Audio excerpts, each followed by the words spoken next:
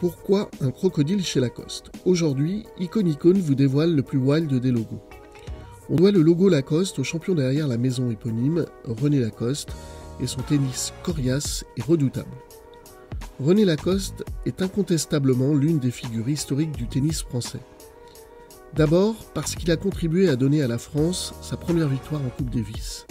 C'était dans les années 1920, avec ses 3 coéquipiers, plus connus sous le nom des 4 mousquetaires. Ensuite, parce que leur victoire a donné lieu à une sorte de match retour de la Coupe Davis en 1928, un match qui a par là même initié la construction du stade de Roland-Garros et le début du plus récent des tournois du Grand Chelem. Mais le crocodile, lui, date de 1923. René Lacoste est alors à Boston, en lice pour la Coupe Davis. Son directeur d'équipe de la Coupe Davis avait un peu plus tôt remarqué que René Lacoste avait jeté son dévolu sur une valise en cuir de crocodile. Mais il ne peut alors l'admirer qu'en vitrine. Qu'à cela ne tienne, pour l'encourager, son directeur d'équipe lui promet la valise en cas de victoire. Et ce jour-là, à Boston, sur le terrain, René Lacoste délivre un jeu exemplaire, infatigable, coriace et bien pensé.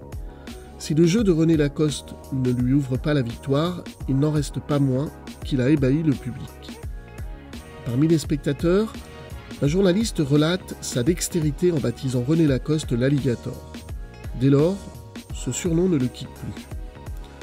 En 1927, René Lacoste confie alors au styliste Robert Georges de lui dessiner le symbole de son jeu.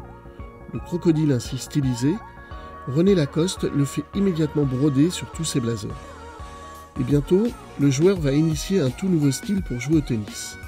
Engoncé par les tenues de l'époque, René Lacoste va imaginer un polo en coupant les manches de ses chemises de jersey. Nous sommes en 1933, lorsqu'il imagine alors le tout premier polo en coton.